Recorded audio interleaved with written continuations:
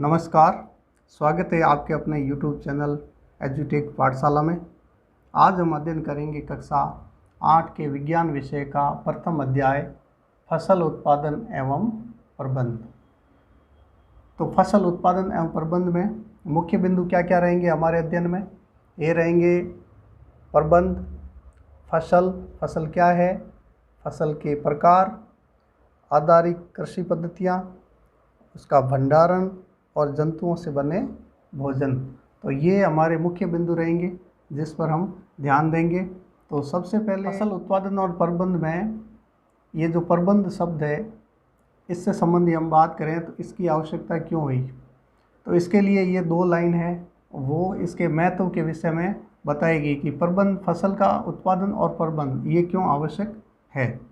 तो एक विशाल जनसंख्या को भोजन प्रदान करने के लिए इसका नियमित उत्पादन, उचित प्रबंधन और वितरण आवश्यक है। यानी कि हमारे संसाधन सीमित है और जनसंख्या का जो फैलाव है वो निरंतर बढ़ता जा रहा है। तो इस कारण जो भी संसाधन है हमारे फसल उत्पादन के, वो बढ़ती हुई जनसंख्या के सामने सीमित होते जा रहे हैं। इसलिए उसका नियमित उत्पादन होना, उसका उचित प्रबंध होना और वितरण होना आवश्यक है। तभी सभी लोगों तक फसल के उत्पादन का लाभ पहुंच पाएगा। यानी कि जो भोजन हमारी प्रमुख आवश्यकता होती है उसकी प्रतिपूर्ति अनियमित रूप से हो पाएगी। इसी दिशा में एक शब्द आया है प्रबंध। प्रबंध क्या है? मैनेजमेंट। प्रबंध को क्या कहते हैं? मैनेजमेंट। और इसका अर्थ होता है व्यवस्था करना। तो व्यवस्था करने में क्या है? उपलब्ध संसाधनों का दक्षतापूर्वक या प्रभावपूर्ण तरीके से कार्यों में समन्वय करना ताकि लक्ष्यों या उद्देश्यों की प्राप्ति सुनिश्चित हो सके। तो ये जो प्रबंध है वह कोई अलग से कोई प्रक्रिया नहीं है। ये फसल उत्पादन यानी कि उसके बोने, काटने, उसके भंडारण और वितरण, सभी जगह ये प्रबंध काम करता है। प्रबंध का मतलब है कि व्यवस्था करना मतलब फसल का बोना, उसमें व्यवस्था करना, और बोने से लेकर काटने तक जितनी भी क्रियाएं जो हम करते हैं वो सारी की सारी एक व्यवस्था के तहत हमें करनी होती है। तभी हमें जो हमारे लक्ष्य है अधिक उत्पादन के वो प्राप्त होते हैं। उत्पादन के बाद भंडारण में जो उत्पादित हुआ है, फसल उत्पादित हुई है, उसको उचित भंडारण के बिना वो नष्ट हो सकती है, तो उसका भी प्रबंध आवश्यक है। और वितरण, वहाँ तक जहाँ उसकी आवश्यकता है वहाँ तक वितरण करवाना। तो सभी जगह जो प्रबंध है शामिल होता है, इसलिए ये प्रबंध इसके साथ हमेशा जुड़ा रहेगा। अब हम पढ़ते हैं कि फसल क्या है। फसल या क्रॉप। फसल क्या है? जब एक ही किस्म के पौधे किसी स्थान पर बड़े पैमाने पर उगाए जाते हैं तो उसे फसल कहते हैं। एक ही किस्म के पौधे एक जगह पर लगातार उगाए जाते हैं तो उनको क्या कहते हैं? फसल कहते हैं। जैसे गेहूँ, बाजरा, सरसों, धान, ये जब खेती करते हैं तो एक जगह पर बड़े पैमाने पर भी उगाए जाते हैं और उसको क्या कहते हैं? फसल। फसलों का वर्गीकरण क्या है? यानी कि इसके फसल जो ऋतु हैं अलग अलग है, उसमें जब उगाई जाती हैं तो उनका वर्गीकरण किया जाता है उसके आधार पे। तो ये 2 प्रकार के, मुख्य रूप से 2, बाकी तो और भी है लेकिन मुख्य रूप से इसको 2 भागों में बांटा जाता है। एक खरीफ की फसल और दूसरी रबी की फसल। एक खरीफ और दूसरी रबी की फसल। तो खरीफ की फसल किसको कहते हैं? खरीफ की फसल वह फसल जिसे वर्षा ऋतु में अर्थात जून और जुलाई में जिसे बोया जाता है उसको खरीफ की फसल कहते हैं। और ये कब काटी जाती है? सितंबर अक्टूबर में, सितंबर और अक्टूबर महीने में। इसका समय क्या रहता है? जून से सितंबर। विशेषता क्या है इस फसल की कि इसको ज़्यादा जल की यानी कि अधिक जल और अधिक ताप की आवश्यकता होती है। इसके उदाहरण क्या क्या है? जैसे धान, मक्का, सोयाबीन, मूंगफली, कपास, बाजरा इत्यादि। ये सारे जो उदाहरण हैं वो खरीफ की फसल के हैं। रबी की फसल। रबी की फसल किसे कहते हैं? वह फसल जिसे शीत ऋतु में यानी कि अक्टूबर नवंबर में बोया जाता है। इसका समय क्या रहेगा? अक्टूबर से फरवरी तक। और इसकी विशेषता क्या है कि नमी कम चाहिए और कम तापमान, दोनों ही कम ही चाहिए। उसमें क्या था? उसमें आर्द्रता, नमी ज़्यादा चाहिए थी और तापमान भी ज़्यादा चाहिए था खरीफ की फसल में। जबकि रबी की फसल में ये नमी की मात्रा भी कम होनी चाहिए और ताप की मात्रा भी कम होनी चाहिए। इसके उदाहरण क्या है? गेहूँ, चना, मटर, सरसों, अलसी इत्यादि। रबी और खरीफ की फसल के बीच के दौरान, समय के दौरान एक और फसल होती है जिसको जायद की फसल कहते हैं। हालांकि ये हमारे उसमें कोर्स में नहीं है, लेकिन ये हमें सिर्फ नाम याद रखना है कि जायद की फसल भी होती है।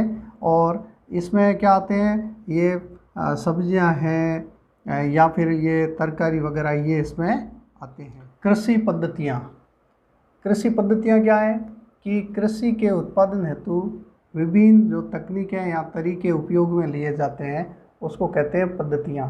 अब ये जो पद्धतियाँ कहाँ से ली जाती है? फसल उगाने से लेकर काटने और उसके भंडारण इत्यादि तक में किए जाने वाले कार्य, उसको कहते हैं कृषि पद्धतियाँ। यानी कि फसल बोने से लेकर उसके काटने और उसके भंडारण तक जितनी भी हम तकनीकें उपयोग में लाते हैं, तरीके उपयोग में लाते हैं, वो सारी क्या कहलाती हैं? कृषि पद्धतियाँ। अब कुछ कृषि पद्धतियाँ जो ऐसी है कि सभी फसलों में सामान्य रूप से उपयोग ली जाती है, यानी कि वो क्रियाएं हम उस सभी फसलों में सामान्य रूप से करते ही हैं। तो उसको वो क्या है? आधारभूत है, बुनियादी वो तरीके हैं, तो उसको क्या कहते हैं? आधारिक फसल पद्धतियाँ। आधारभूत, बुनियादी, सारा कुछ एक ही शब्द है जो सामान्य रूप से सभी में उपयोग ली जाती है। तो आधारिक फसल पद्धतियाँ क्या हैं? सभी फसलों हेतु सामान्य रूप से किए जाने वाले आवश्यक क्रियाकलाप और कार्य, उसको कहते हैं आधारिक फसल पद्धतियाँ। इसमें क्या है? ये आधारिक फसल पद्धतियाँ सभी में सामान्य रूप से उपयोग ली जाती है। जैसे कोई भी फसल है तो उसके लेने से, उसके उगाने से पहले क्या होगा? मिट्टी तैयार करना पड़ेगा, फिर उसकी बुआई, फिर इसकी खाद एवं उर्वरक उसको देना, फिर सिंचाई उसकी, फिर खरपतवार से उसकी सुरक्षा करना और उसकी कटाई और फिर भंडारण। ये जो पद्धतियाँ हैं सामान्य रूप से सभी फसलों के लिए उपयोग में लाई जाती है, इसलिए इसको क्या कहते हैं? आधारिक फसल पद्धतियाँ। तो ये आधारिक फसल पद्धतियाँ और ये क्या कहते हैं उसके बारे में। अब आ जाते हैं कृषि में औजार। कुछ ऐसे औजार हैं जो कृषि में ही उपयोग लिए जाते हैं। तो मुख्य रूप से हमें पढ़ने हैं 3 औजार, जो हल, कुदाली, कल्टीवेटर। तो हल क्या होता है? हल सबसे पहले तो यहाँ देखें हम, इस आकृति का होता है। ये शाफ्ट कहते हैं और ये जो है इसके पीछे जो है बोने के काम आता है। यहाँ पे कीप के आकार का भी साथ में लगी होती है एक पाइप, और इसको नीचे जो ज़मीन में जो जाता है लोहे का जो हिस्सा है उसको कहते हैं फॉल, और जो आगे खींचने में काम आता है इसको कहते हैं शाफ्ट। तो ये जनरली क्या है? बैलों या ट्रैक्टर की मदद से खींचा जाता है। तो हल है क्या? देखो, लोहे का एक यंत्र है जो मिट्टी की जुताई या बुआई में उपयोग लिया जाता है, इसको हल कहते हैं। फिर आ जाते हैं कुदाली। कुदाली क्या है? ये लोहे का बना एक प्लेट होता है, या ब्लेड कहते हैं, प्लेट या ब्लेड, जिसमें लकड़ी या लोहे का हैंडल लगा होता है, इसको कुदाली कहते हैं। और ये क्या काम आता है? मिट्टी खोदने या पलटने में उपयोग लिया जाता है। ये आकृति देखें आप, ये यहाँ नीचे लोहे की ब्लेड या प्लेट लगी होती है, ये एक जो इसका शाफ्ट है, ये हैंडल पकड़ने में काम आता है। तो ये मिट्टी जुताई में भी काम आता है और मिट्टी को खोदने और पलटने में भी काम आता है। तो इस तरह की आकृति का ये कुदाली होता है। फिर आ जाता है कल्टीवेटर। कल्टीवेटर सामान्यतः आज हर एक खेत में उपयोग लिया जाता है। ट्रैक्टर के पीछे ऐसी आकृति लगाई हुई हम खेत जोतने में काम लेते हैं, आपने जनरली हम देखते हैं। तो इसको कहते हैं कल्टीवेटर। कई ब्लेड लगा हुआ होता है ये लोहे का यंत्र, और ट्रैक्टर से जोड़कर खेत की जुताई की जाती है। तो ये इस तरह से कृषि औजार ये 3 है हमारे, और ये कृषि पद्धतियाँ और आधारिक फसल की आधारिक पद्धतियों में सबसे पहला बिंदु है मिट्टी तैयार करना। मिट्टी तैयार करना यानी कि मिट्टी को उलटना पलटना या उसको पोला बनाना, ये उसकी प्रक्रिया को क्या कहते हैं? मिट्टी को तैयार करना। तो मिट्टी तैयार करने के लाभ क्या है? एक तो जो फसल की अंकुरण है उसमें आसानी रहती है, क्योंकि जो वो ज़मीन में रहेगा तो उसको नमी बराबर मिलेगी और वह अंकुरण होगा बीज। दूसरा, पक्षियों द्वारा जो बीज नष्ट कर दिए जाते हैं, अगर सतह पर बीज रहेंगे तो उसको पक्षी नष्ट कर देते हैं, तो इससे निजात मिल जाएगी। पौधे की जो जड़ है उसको शोषण में सहायक, जो पोली ज़मीन होती है या पलटी हुई ज़मीन होती है उसमें ऑक्सीजन की मात्रा बनी रहती है, जिसके कारण क्या है, पौधों की जड़ों को जो श्वसन है, ऑक्सीजन है श्वसन के लिए वो मिलता है, जिससे पौधे आसानी से बढ़ते हैं। फिर पोषक पदार्थों की उपलब्धता, पोषक पदार्थों की उपलब्धता में क्या है कि जो पोषक पदार्थ एक सीमा से नीचे चले गए हैं उसको उलटने पलटने से जो नीचे पदार्थ पोषक तत्व चले गए थे वो ऊपर की परत में आने से जो पौधे को है पोषक पदार्थ उपलब्धता उसकी हो जाती है। फिर ये जो सूक्ष्म जीव है, कुछ जो लाभदायक बैक्टीरिया या फिर केंचुए वगैरह है उसमें उनमें वृद्धि हो जाती है, क्योंकि पोली ज़मीन में ये आसानी से पनपते हैं। फिर मिट्टी में नमी को बनाए रखता है, जो एक मिट्टी यूं ही पड़ी है और एक पोली ज़मीन है तो उसमें नमी बनाए रखने की क्षमता ज़्यादा होती है, इस कारण मिट्टी में नमी भी बनाए रखता है। ये मिट्टी जो तैयार करते हैं उसमें ये फ़ायदे होते हैं, तो उसमें फसल जो है वो अच्छी होगी।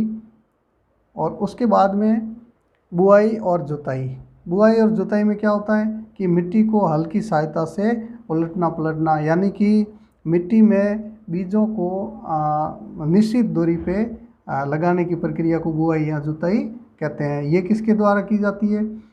तो इसमें 3 चरण होते हैं। चरण क्या है? सबसे पहले बीजों का चयन, बीज अच्छे बीज है वो लेने हैं, जो स्वस्थ बीज है उसका चयन किया जाता है, या फिर आजकल कहते हैं हाई यील्डिंग बीज, वो भी। फिर हल तैयार किया जाता है कि किस प्रकार से हल को उपयोग में लेना है। फिर एक होता था सीड या ड्रिल। हल और सीड ड्रिल एक ही बात है। सीड ड्रिल जो है ये मशीन है जो ट्रैक्टर के पीछे लगा के इसका उपयोग लिया जाता है, इससे समय और मानव श्रम की बचत होती है। तो इस प्रकार ये 3 चरण है बुआई और जुताई के।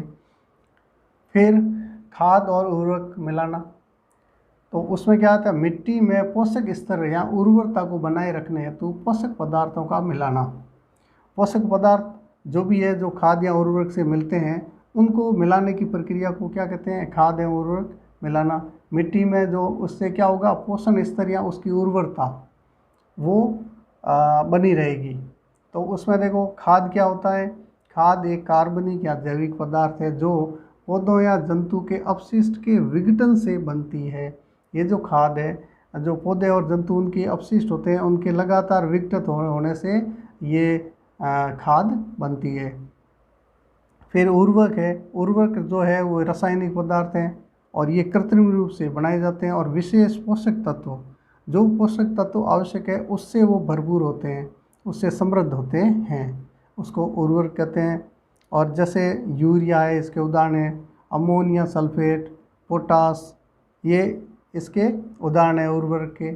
इसके अलावा पोषण स्तर जो है मिट्टी का बनाए रखने के लिए और भी हम पद्धतियाँ अपनाते हैं। उसमें क्या है, फसल चक्रण भी है कि फसल को अदल बदल करके फलीदार पौधे एक समय और दूसरी समय कोई और अन्य खाद्यान्न की फसल, तो उससे क्या होता है मिट्टी की उर्वरता बनी रहती है।